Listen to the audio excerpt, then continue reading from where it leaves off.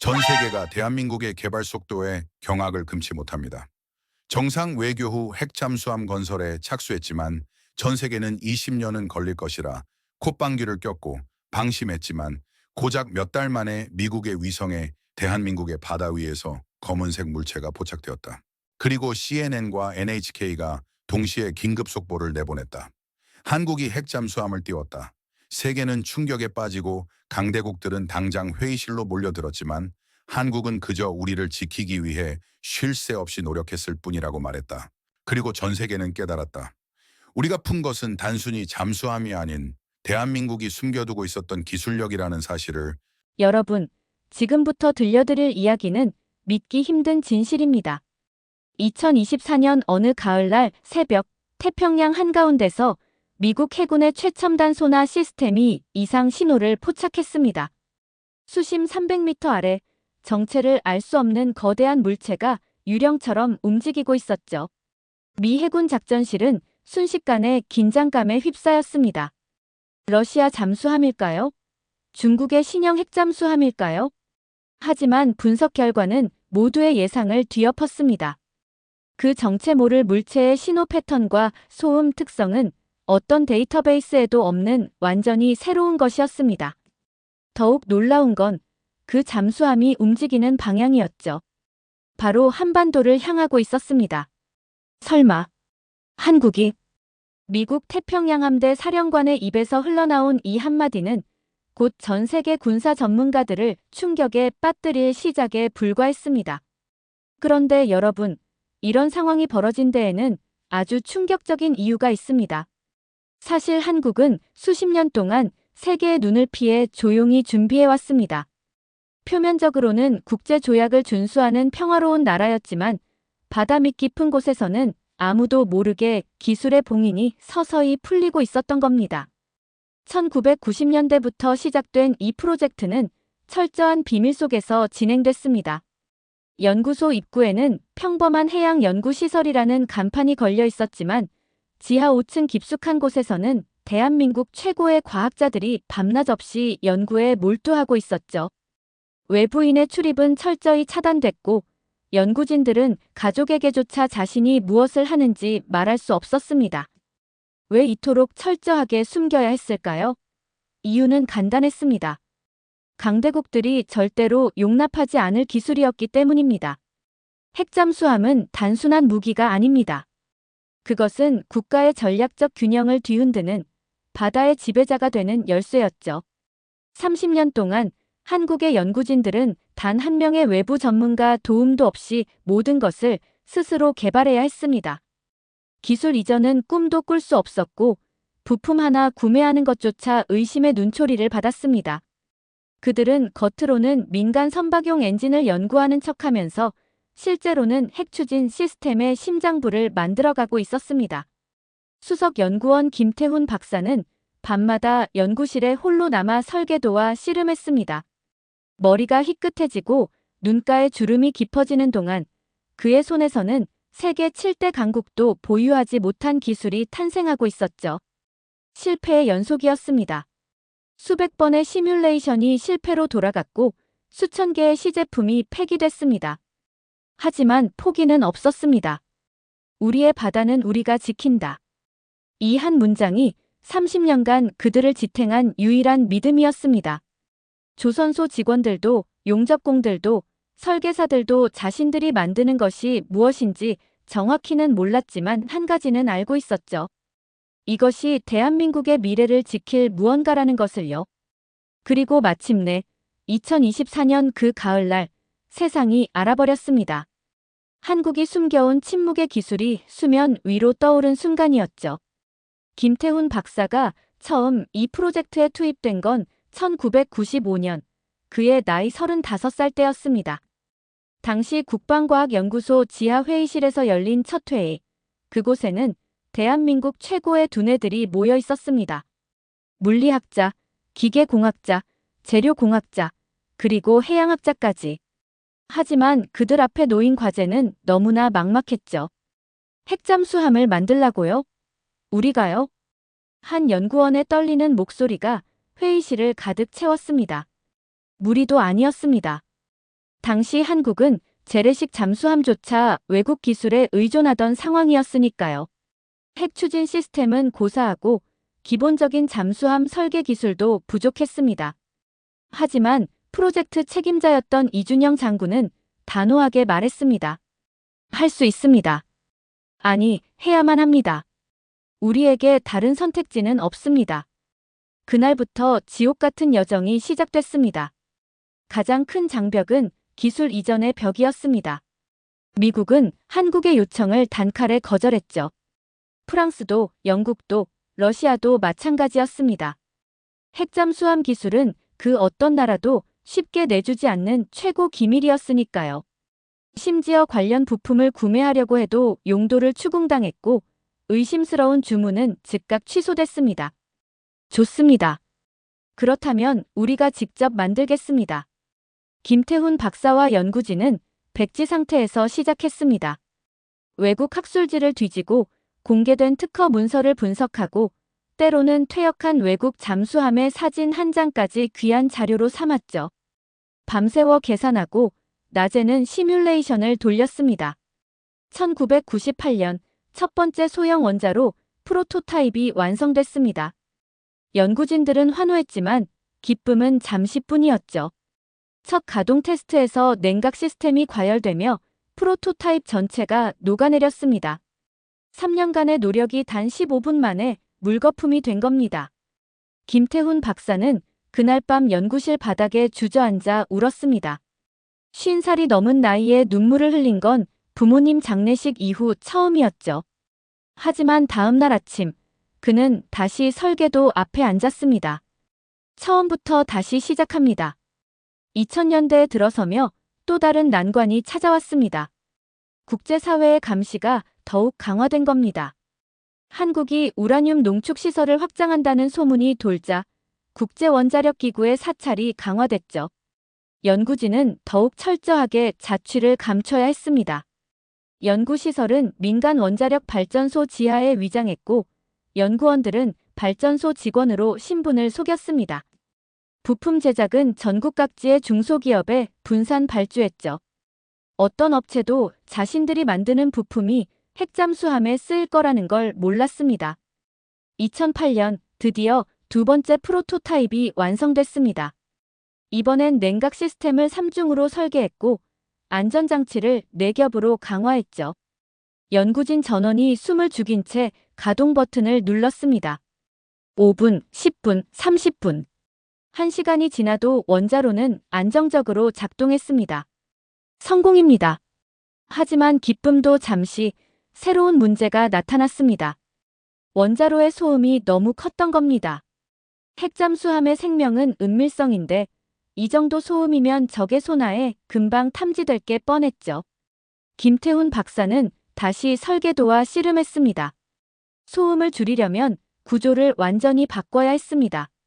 하지만 그러면 지난 10년간의 연구가 다시 원점으로 돌아가는 거였죠. 그때 젊은 연구원 한 명이 조심스럽게 의견을 냈습니다. 박사님, 소음을 없앨 수 없다면 소음 자체를 바꾸면 어떨까요? 자연의 소리처럼 들리게요. 그 한마디가 돌파구였습니다. 연구진은 고래의 울음소리, 파도 소리, 해류의 흐름 소리를 분석했습니다. 그리고 원자로의 소음을 이런 자연음과 비슷하게 조율하는 데 성공했죠. 2015년 드디어 완성형 원자로가 탄생했습니다. 출력은 충분하고 소음은 거의 감지할 수 없는 수준이었습니다. 20년간의 고난 끝에 이룬 성과였죠. 하지만 원자로는 시작에 불과했습니다. 이제 이걸 실제 잠수함에 탑재해야 했습니다. 선체 설계, 추진 시스템, 무기 체계, 통신 장비. 모든 게 새로 개발해야 할 과제였죠. 2016년부터 거제도 외딴 조선소에서 비밀리에 건조가 시작됐습니다. 겉으로는 대형 화물선을 만드는 것처럼 위장했지만 조선소 지하 도크에서는 대한민국 최초의 핵잠수함이 서서히 모습을 드러내고 있었습니다. 용접공들은 밤낮으로 일했고 기술자들은 한치의 오차도 허용하지 않았습니다. 이 배에 탈 승무원들의 목숨이 걸린 일이었으니까요. 김태훈 박사는 건조 현장을 돌아보며 눈시울을 붉혔습니다. 35세 시작해 60을 넘긴 지금 그의 인생 전부가 이 거대한 철의 괴물에 녹아 있었습니다. 우리가 해냈습니다. 정말로 해냈어요.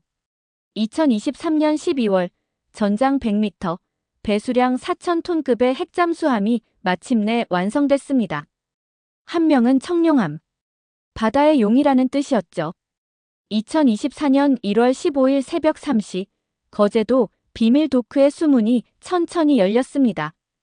깊은 어둠 속에서 거대한 검은 그림자가 바다로 미끄러져 들어갔습니다. 청룡함이 처음으로 바닷물을 가르는 순간이었죠. 도크 주변은 삼엄한 경비 속에 완전히 통제됐고 위성 감시를 피하기 위해 짙은 안개가 깔린 날을 선택했습니다. 함장 최동혁 대령은 함교에 서서 깊은 숨을 들이마셨습니다. 30년 해군 경력의 베테랑이었지만 이 순간만큼은 긴장되지 않을 수 없었죠. 그가 지휘하는 이 배는 단순한 잠수함이 아니었습니다. 대한민국의 자존심이자 동북아 바다의 균형을 뒤흔들 게임 체인저였으니까요. 자망 준비, 목표 수심 300m. 최동혁 함장의 명령이 떨어지자 청룡함은 서서히 물속으로 가라앉기 시작했습니다.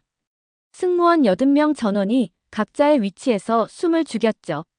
수십 개의 숫자가 빠르게 내려갔습니다.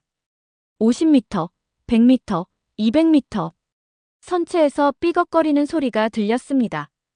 엄청난 수압이 선체를 압박하는 소리였죠. 하지만 청룡함은 끄떡없었습니다. 특수 합금으로 제작된 선체는 600m 수심까지 견딜 수 있도록 설계됐으니까요. 목표 수심 도달. 원자로 출력 정상. 모든 시스템 정상 작동 중입니다. 부함장의 보고에 함교 안에서 안도의 한숨이 터져 나왔습니다. 하지만 진짜 시험은 지금부터였죠. 청룡함에는 프로젝트 블루호크라는 암호명이 붙어 있었습니다. 파란 매, 바다의 사냥꾼이라는 뜻이었죠. 이 잠수함의 핵심 기술은 바로 초저소음 추진 시스템과 스텔스 웨피였습니다. 김태훈 박사가 20년간 매달린 원자로는 거의 소리를 내지 않았습니다. 기존 핵잠수함들이 내는 저주파 소음을 자연음으로 위장하는 데 성공한 겁니다. 게다가 선체 표면에는 특수 흡음 타일이 부착돼 있었죠. 이 타일은 적의 소나파를 흡수해서 반사를 최소화했습니다. 결과적으로 청룡함은 바닷속 유령이었습니다. 최신의 소나로도 탐지하기 어려운 보이지 않는 포식자였죠. 전속 전진. 항로동의 북방한 개선 방향. 청룡함은 조용히 속도를 높였습니다. 원자력 추진의 진가가 발휘되는 순간이었죠. 재래식 잠수함과 달리 청룡함은 수개월간 수면 위로 올라올 필요가 없었습니다.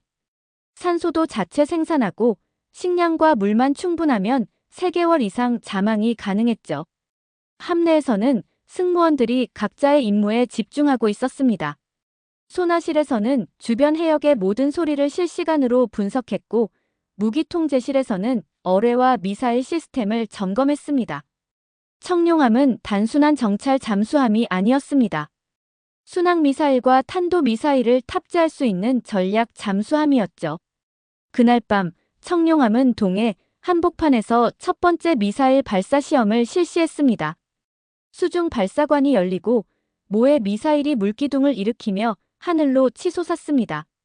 완벽한 성공이었죠. 최동혁 함장은 미소를 지었습니다. 이제 우리에게도 있습니다. 언제 어디서든 반격할 수 있는 힘이요. 하지만 함장은 몰랐습니다. 그 순간 800km 상공에서 미국의 정찰 위성이 청룡함의 미사일 발사를 포착했다는 사실을요. 다음 날 미국 국가안보국 지하 상황실에서 긴급 회의가 소집됐습니다. 분석관들은 밤새 데이터를 검토했지만 믿을 수 없다는 표정이었죠. 한국이 핵잠수함을 보유했다는 건가요? 데이터상으로는 그렇습니다. 그것도 우리가 예상했던 것보다 훨씬 조용하고 강력합니다. 미국 태평양함대 사령부는 즉각 한반도 주변 해역의 감시 수준을 최고 단계로 격상했습니다. 이지스함 2척과 핵잠수함 1척이 긴급 출동했죠. 하지만 청룡함은 이미 흔적도 없이 사라진 뒤였습니다. 한편 일본 해상자위대도 이상 징후를 감지했습니다. 대마도 해협 인근에서 정체불명의 수중 소음이 포착된 겁니다. 일본 방위성은 긴급 대책회의를 열었고 해협 주변에 대잠 초계기를 집중 배치했죠. 중국도 가만히 있지 않았습니다. 인민해방군 해군은 서해 북부 해역에서 수상한 움직임을 감지했다고 보고했습니다. 베이징의 군사 전문가들은 급히 소집됐고 동북아 해양 전략을 재검토하기 시작했죠. 하지만 정작 청룡함은 누구도 예상하지 못한 곳에 있었습니다. 제주도 남방 200km, 수심 500m 해저 계곡에 조용히 숨어 있었죠. 마치 사냥감을 노리는 맹수처럼 청룡함은 완벽한 침묵 속에서 다음 명령을 기다리고 있었습니다. 함내에서 김태훈 박사는 각종 계기판을 점검하며 흐뭇한 표정을 지었습니다. 30년간의 꿈이 현실이 된 겁니다. 이 배는 단순히 무기가 아니었습니다. 대한민국이 더 이상 누구의 보호에 의존하지 않아도 된다는 증명이었죠. 최동혁 함장이 전체 승무원에게 방송했습니다. 여러분, 우리는 역사를 만들고 있습니다.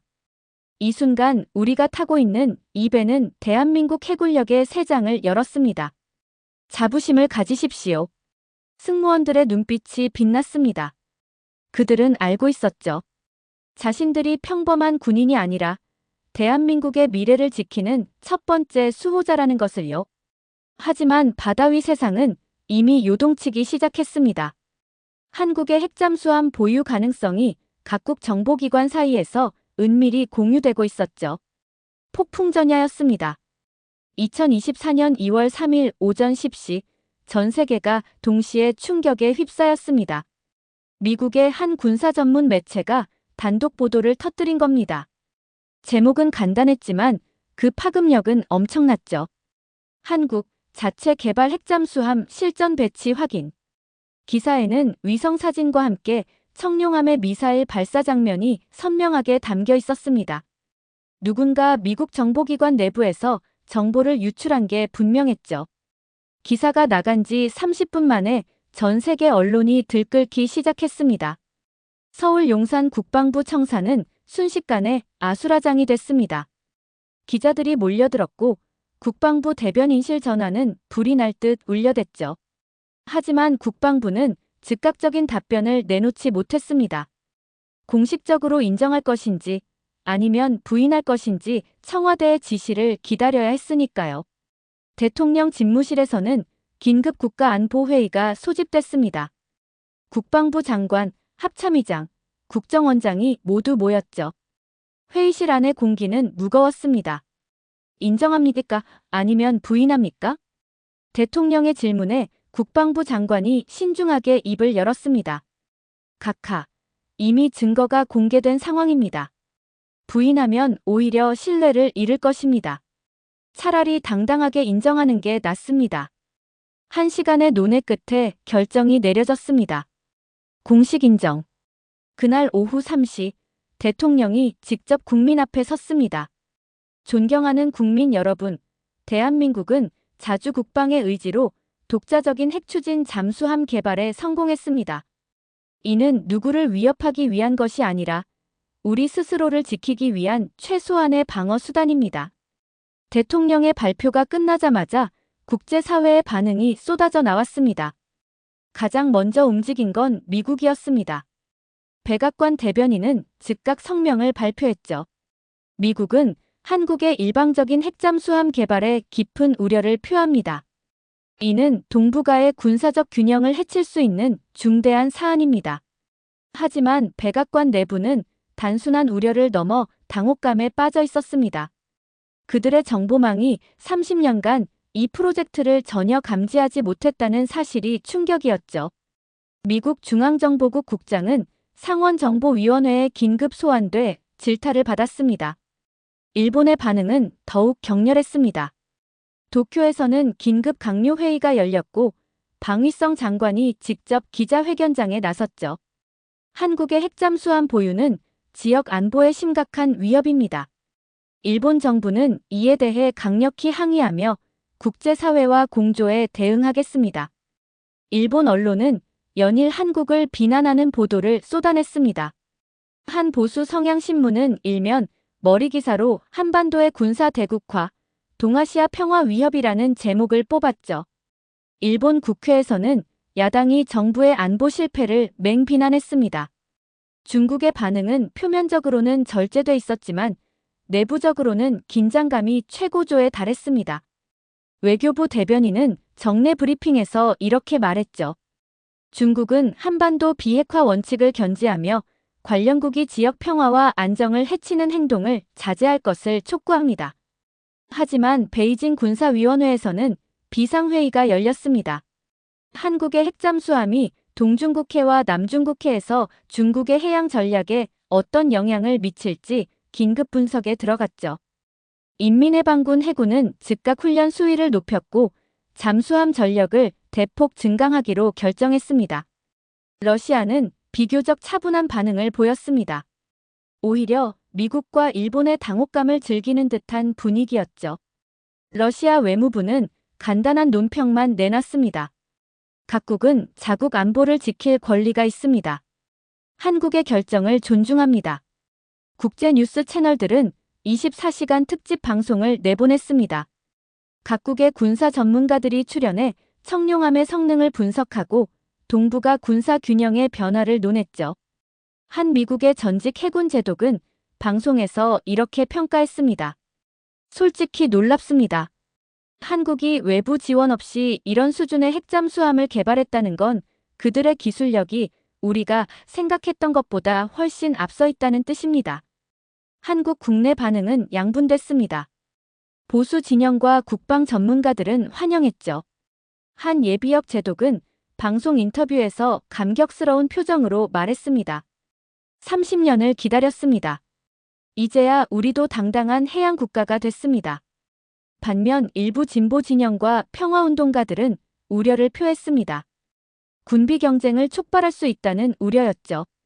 하지만 여론조사 결과는 명확했습니다. 국민 10명 중 7명이 청룡함 개발을 지지한다고 답했습니다. 청와대 앞에서는 자발적인 축하 집회가 열렸습니다. 태극기를 든 시민들이 모여들었고 특히 625전쟁을 겪은 노년층의 참여가 두드러졌죠. 한 80대 노인은 눈물을 글썽이며 말했습니다. 내가 살아생전에 이런 날을 보다니. 우리나라가 이만큼 강해졌구나. 한편 미국 워싱턴에서는 한미 긴급 외교회담이 소집됐습니다. 미국 국무장관이 주한 미국 대사를 통해 강력한 메시지를 전달했죠. 한국은 사전 협의 없이 일방적으로 행동했습니다. 이는 동맹 관계에 심각한 균열을 일으킬 수 있습니다. 하지만 한국 외교부는 단호하게 대응했습니다.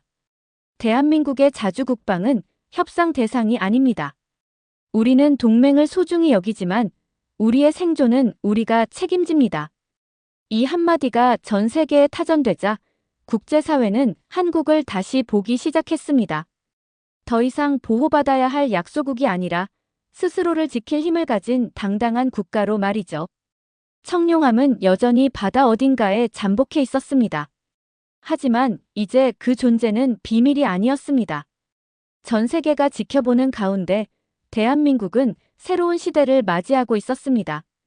2024년 2월 10일 미국 워싱턴 국무부 회의실에서 한미 긴급 고위급 회담이 열렸습니다. 한국 외교부 장관이 긴 비행 끝에 워싱턴에 도착했을 때 분위기는 예상보다 훨씬 냉랭했습니다. 미국 국무장관은 악수조차 간단히 끝냈고 회의실로 들어서는 순간 날카로운 질문이 쏟아졌죠. 30년간 우리에게 단 한 번도 알리지 않았습니다. 이것이 동맹국의 태도입니까? 미국 국방장관의 목소리에는 분노가 섞여 있었습니다. 하지만 한국 외교부 장관은 침착하게 대응했죠. 존중하는 동맹국에게 묻겠습니다. 우리가 핵잠수함 기술 이전을 요청했을 때 미국은 어떻게 답했습니까? 우리는 30년간 스스로 살 길을 찾아야 했습니다. 회의실이 순간 조용해졌습니다. 미국 측도 할 말이 없었던 겁니다. 그들이 한국의 핵잠수함 개발을 막아온 장본인이었으니까요. 미국 국무장관이 전략을 바꿨습니다. 좋습니다. 이미 벌어진 일은 어쩔 수 없습니다. 하지만 지금부터라도 투명성을 보장해 주십시오. 청룡함의 작전 계획을 우리와 공유해야 합니다. 한국 국방부 장관이 단호하게 고개를 저었습니다. 불가능합니다. 청룡함의 작전은 대한민국의 주권 사항입니다. 그 어떤 나라와도 공유할 수 없습니다. 회담은 평행선을 달렸고 결국 성과 없이 끝났습니다. 미국은 한국에 대한 압박 수위를 높이기로 결정했죠. 다음 날 백악관은 한국과의 방위비 분담금 협상을 전면 재검토하겠다고 발표했습니다. 한편 도쿄에서는 더욱 격렬한 움직임이 일어나고 있었습니다. 일본 국회에서는 한국의 핵잠수함을 안보 위협으로 규정하고 자체 핵잠수함 개발을 추진해야 한다는 목소리가 커졌죠. 일본 방위성은 긴급 대책을 내놨습니다. 대한해협과 동해의 대잠 초계기 순찰을 2배로 늘렸고 이지스함 배치도 강화했습니다. 한 일본 방위성 관계자는 언론에 이렇게 말했죠. 한국 핵잠수함이 우리 영해 근처에 나타나면 즉각 추적할 것입니다. 필요하다면 국제법이 허용하는 모든 수단을 동원하겠습니다.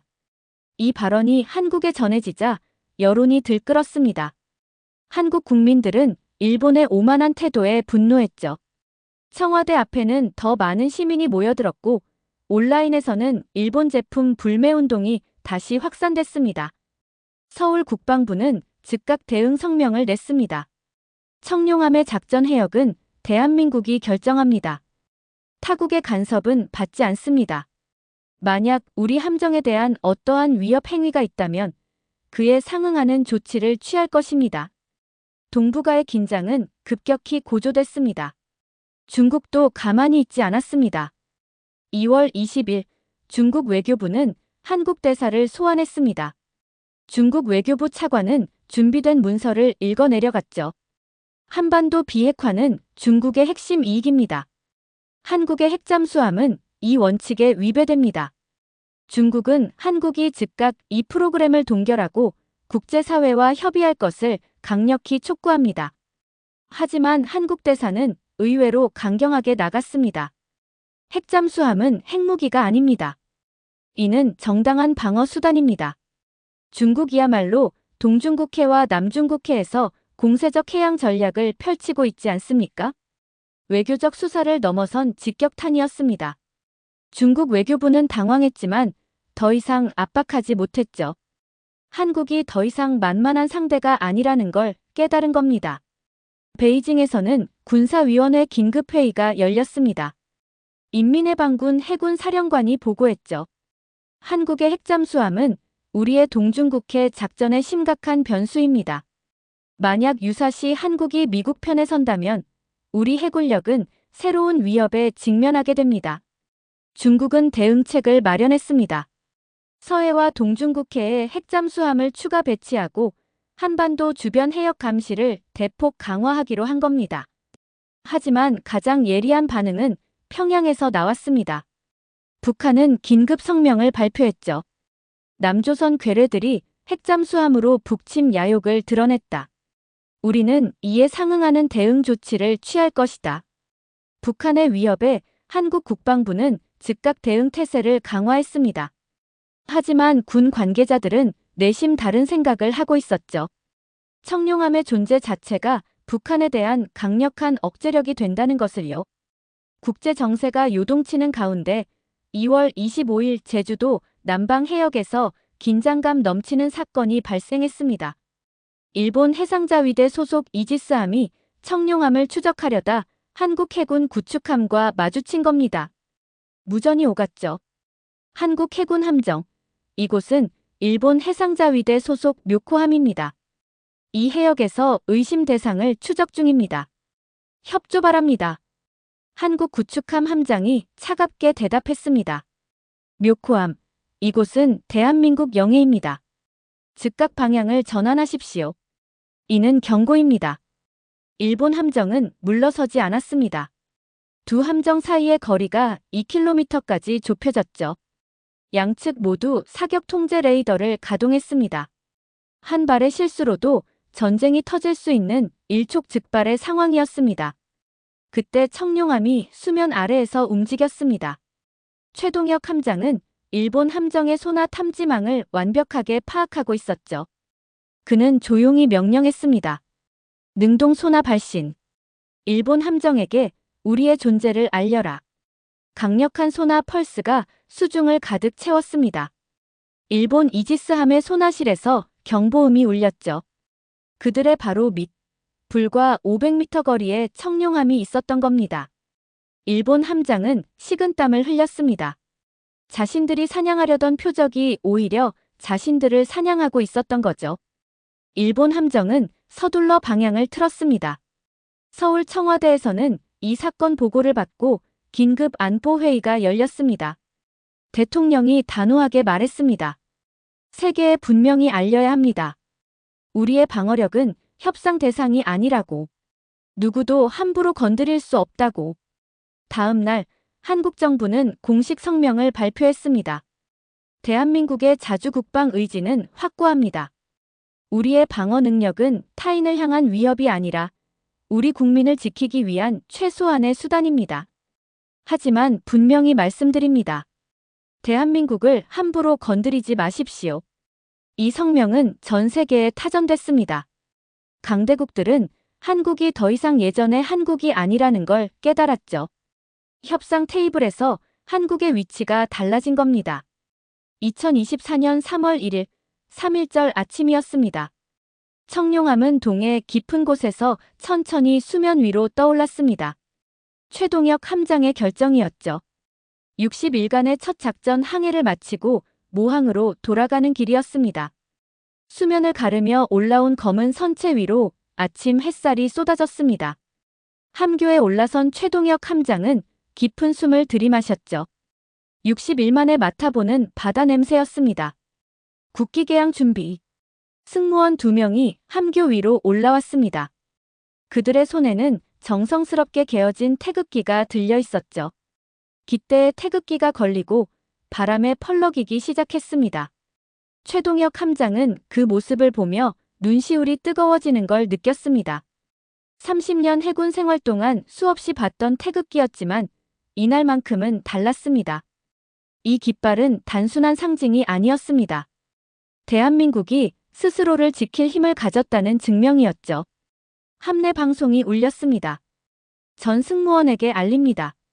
우리는 60일간의 임무를 성공적으로 완수했습니다. 여러분 모두가 자랑스럽습니다.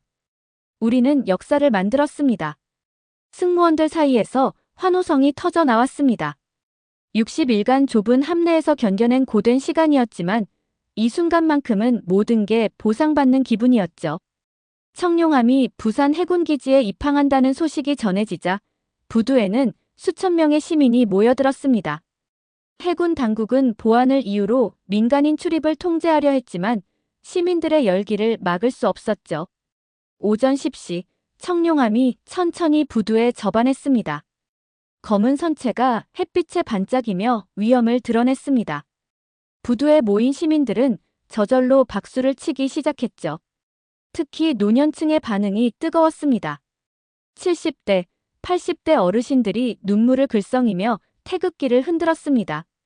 한 80대 할아버지는 옆 사람에게 이렇게 말했죠. 내가 어렸을 때는 총 한 자루 변변이 없어서 맨손으로 싸웠소.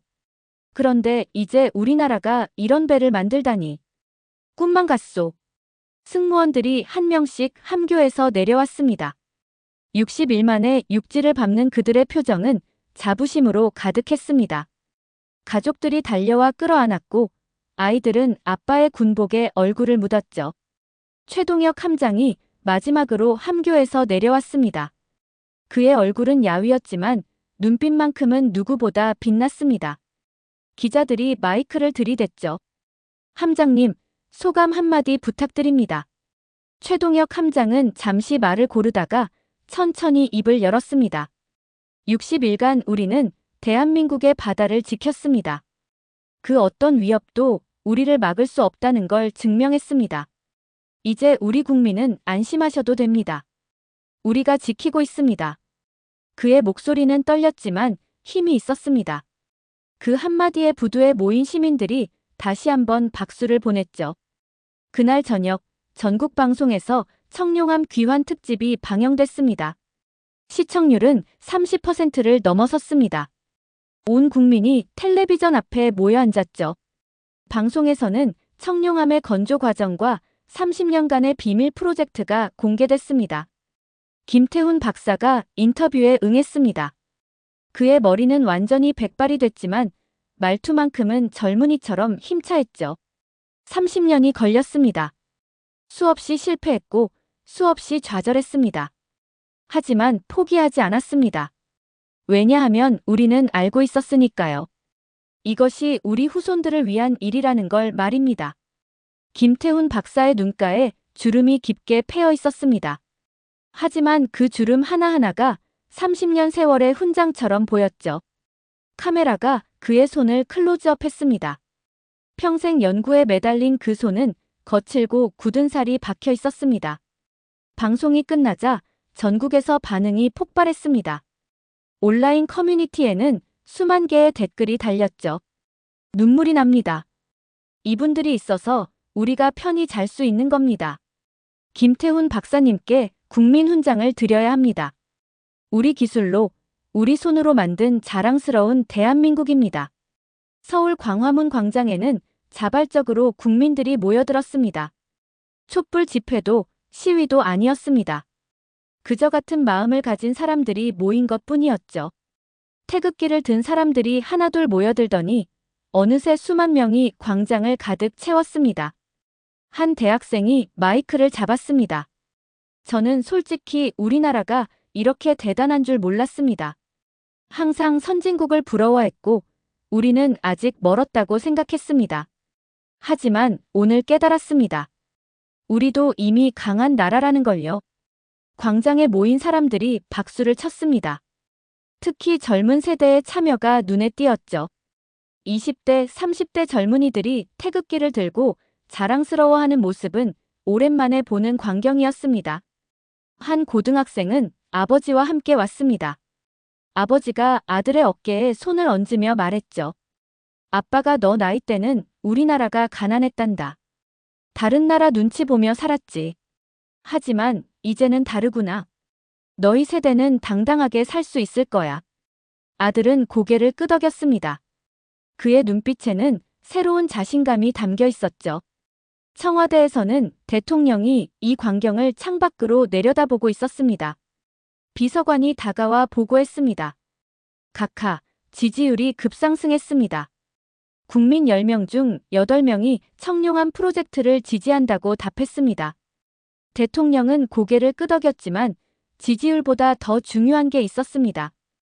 바로 저 광장에 모인 국민들의 눈빛이었죠. 오랜만에 본 자부심 가득한 눈빛이었습니다. 그날 밤 부산 해군기지에서는 청룡암 승무원들을 위한 작은 환영회가 열렸습니다. 화려한 행사는 아니었지만 마음이 담긴 자리였죠. 해군 참모총장이 직접 참석해 승무원 한 명 한 명과 악수를 나눴습니다. 최동혁 함장은 조용히 청룡암이 정박한 부두를 바라봤습니다. 검은 선체가 어둠 속에서도 위험을 잃지 않았죠. 그는 혼잣말처럼 중얼거렸습니다. 이제 시작입니다. 우리의 바다를 우리가 지키는 시대가 열린 겁니다. 김태훈 박사도 멀리서 청룡암을 바라보고 있었습니다. 그의 옆에는 30년을 함께한 연구진들이 서 있었죠. 누군가 조용히 말했습니다.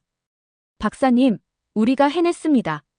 김태훈 박사는 미소를 지었습니다. 30년 만에 처음 짓는 편안한 미소였습니다. 아니, 우리 모두가 해낸 겁니다. 이 나라 국민 모두가요. 그날 밤 대한민국 전역에서 사람들은 가슴 벅찬 마음으로 잠들었습니다. 이제 더 이상 누구의 보호도 필요 없었습니다. 우리가 만든 기술로 우리가 지킬 수 있게 된 것입니다. 자부심이 가슴을 채웠고 미래에 대한 희망이 눈앞에 펼쳐졌습니다. 그로부터 6개월이 흘렀습니다. 2024년 9월 유엔 총회가 열리는 뉴욕 본부 회의장에서 대한민국 외교부 장관이 연단에 올랐습니다. 각국 대표들의 시선이 그에게 쏠렸죠. 이제 한국 대표가 발언할 때면 회의장은 조용해졌습니다. 예전처럼 무시당하는 나라가 아니었으니까요. 존경하는 의장님, 그리고 각국 대표 여러분. 대한민국은 평화를 사랑하는 나라입니다. 하지만 우리는 더 이상 무력하지 않습니다. 우리 스스로를 지킬 힘을 가졌습니다.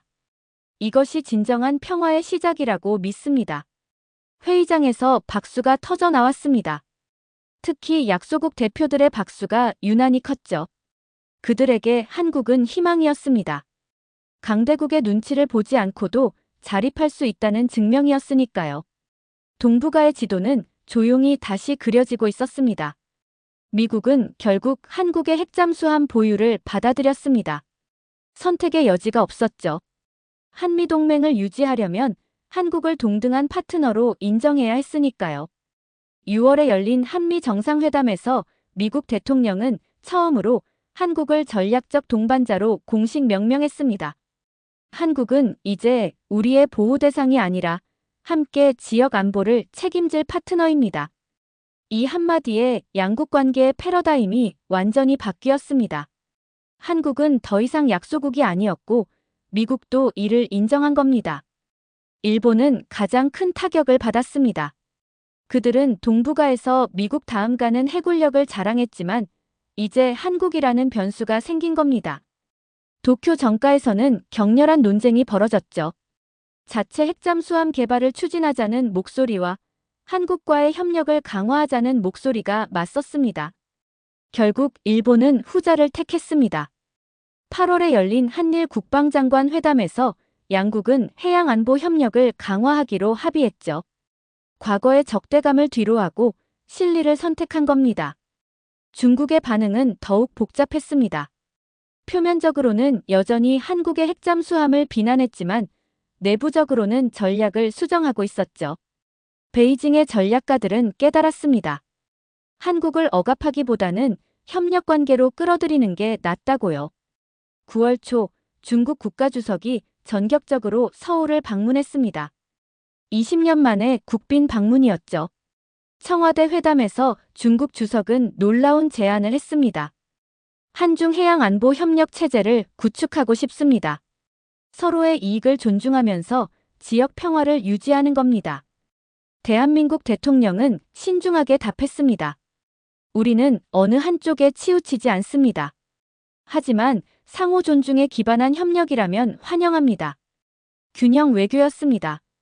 한국은 이제 미국과 중국 사이에서 줄타기하는 나라가 아니었습니다. 양쪽 모두가 한국의 선택을 존중해야 하는 위치에 올라선 겁니다. 한편 부산 해군기지에서는 두 번째 핵잠수함 백호함의 진수식이 거행되고 있었습니다. 청룡함보다 더 크고 더 조용하고 더 강력한 함정이었죠. 그리고 세 번째, 네 번째 핵잠수함도 건조가 진행 중이었습니다. 김태훈 박사는 진수식장에서 백호함을 바라봤습니다. 이제 그는 은퇴를 앞두고 있었죠. 하지만 그의 제자들이 연구를 이어받았습니다. 차세대 핵잠수함 개발 프로젝트는 이미 시작됐고 이번에는 30년이 아니라 10년 안에 완성될 예정이었습니다. 박사님, 소감이 어떠십니까? 기자가 물었습니다. 김태훈 박사는 주름진 얼굴에 미소를 띠며 대답했죠. 이제 안심하고 은퇴할 수 있겠습니다. 우리 후배들이 훌륭하게 이어갈 테니까요. 그리고 무엇보다 우리 국민이 이제 누구 눈치도 보지 않고 당당하게 살 수 있게 됐으니까요. 최동혁 함장은 청룡함의 두 번째 작전 항해를 마치고 귀환했습니다. 이번에는 동중국해까지 순찰했죠. 중국과 일본의 함정들이 청룡함을 탐지하려 애썼지만 청룡함은 유령처럼 움직였습니다. 작전을 마치고 돌아온 최동혁 함장은 후배 함장들에게 경험을 전수하고 있었습니다. 기억하십시오. 우리는 단지 배를 모는 게 아닙니다. 대한민국의 자존심을 싣고 다니는 겁니다. 이 배 한 척 한 척이 우리 국민의 안전을 책임집니다. 젊은 함장들은 고개를 끄덕였습니다. 그들의 눈빛에는 사명감이 가득했죠. 대한민국 곳곳에서 변화가 일어나고 있었습니다. 방위산업이 급성장했고 해양기술 분야에서 한국의 위상이 급상승했습니다. 외국에서 한국의 잠수함 기술을 배우려는 기술자들이 몰려들었죠. 서울의 한 대학교 강의실에서는 김태훈 박사의 특강이 열렸습니다. 수백 명의 학생이 강당을 가득 채웠고 복도까지 학생들이 서 있었습니다. 김태훈 박사는 칠판에 글씨를 쓰기 시작했습니다. 불가능은 없다. 단지 시간이 필요할 뿐이다. 학생들이 조용히 그 문장을 노트에 적었습니다. 김태훈 박사가 학생들을 바라보며 말했죠. 여러분, 30년 전 우리는 아무것도 없었습니다. 기술도 경험도 심지어 도와줄 사람도 없었죠. 하지만 우리는 해냈습니다. 왜 그랬을까요? 한 학생이 손을 들었습니다. 포기하지 않았기 때문입니다. 김태훈 박사는 미소 지으며 고개를 끄덕였습니다. 맞습니다. 그리고 우리에게는 지켜야 할 소중한 것이 있었기 때문입니다. 바로 이 나라, 우리의 가족, 우리의 미래요. 여러분도 마찬가지입니다. 여러분이 지켜야 할 것을 위해 포기하지 마십시오. 강의가 끝나고 학생들이 기립박수를 보냈습니다. 어떤 학생은 눈물을 훔쳤죠. 그날 저녁, 서울 남산타워에서는 특별한 행사가 열렸습니다. 청룡함 프로젝트에 참여한 과학자들과 기술자들을 위한 표창식이었습니다. 대통령이 직접 참석해 한 명 한 명에게 훈장을 달아줬죠. 김태훈 박사가 마지막으로 단상에 올랐습니다. 금탑 산업 훈장이 그의 가슴에 걸렸습니다. 대통령이 그의 손을 꽉 잡으며 말했습니다. 박사님, 국민을 대표해서 감사드립니다. 박사님이 계셨기에 우리가 당당해질 수 있었습니다. 김태훈 박사는 잠시 말없이 서 있다가 천천히 입을 열었습니다. 저는 그저 제 일을 했을 뿐입니다. 진짜 영웅은 30년간 이 프로젝트를 믿고 지지해주신 국민 여러분입니다. 행사장에 모인 사람들이 모두 일어나 박수를 보냈습니다. 그날 밤 청룡함은 다시 바다로 나갔습니다. 조용히 하지만 당당하게. 어둠 속에서 검은 선체가 물을 가르며 나아갔죠. 함교에 걸린 태극기가 바람에 펄럭였습니다. 수평선 너머로 떠오르는 달빛이 바다를 은빛으로 물들였습니다. 청룡함은 그 빛을 가르며 깊은 바닷속으로 사라졌죠. 대한민국의 바다는 이제 대한민국이 지킵니다. 세계는 알았습니다. 봉인을 푼 건 단지 잠수함이 아니라 한국인의 자존심이었다는 것을요. 조용했던 나라가 당당해진 겁니다. 보호받던 나라가 스스로를 지킬 힘을 갖춘 겁니다. 그날 이후 동북아의 바다는 새로운 균형을 찾았습니다. 힘의 균형이 아니라 상호 존중의 균형이었죠. 청와대 대통령 집무실 창밖으로 서울의 야경이 펼쳐져 있었습니다. 대통령은 창밖을 바라보며 조용히 중얼거렸습니다. 우리가 해냈습니다. 정말로 해냈어요. 그 순간 바다 어딘가에서 청룡함이 깊은 곳을 항해하고 있었습니다. 보이지 않지만 존재하는 힘. 조용하지만 강력한 의지. 그것이 바로 대한민국이었습니다. 30년 전 아무도 믿지 않았던 꿈이 현실이 됐습니다. 불가능하다던 기술이 완성됐습니다. 그리고 그 중심에는 포기하지 않은 사람들이 있었죠. 김태훈 박사는 그날 밤 연구실에서 마지막으로 불을 껐습니다. 30년을 보낸 그 공간을 떠나는 순간이었습니다. 문을 잠그며 그는 뒤돌아봤죠. 어둠 속에서도 그 공간은 빛나고 있었습니다. 수많은 밤을 지새우며 꿈꿨던 그 순간들이 아직도 생생했으니까요. 복도를 걸어 나오며 김태훈 박사는 하늘을 올려다봤습니다. 별이 빛나고 있었죠. 그는 미소 지으며 혼잣말을 했습니다. 이제 우리도 별이 됐습니다. 스스로 빛나는 나라가 된 겁니다. 대한민국은 더 이상 누군가의 그늘에 가려진 나라가 아니었습니다. 스스로 빛을 내는 별이 된 겁니다. 그리고 그 빛은 앞으로도 계속 빛날 것입니다. 바다 위에서, 바다 아래에서, 그리고 이 땅 위 모든 곳에서 대한민국의 새로운 시대가 시작됐습니다.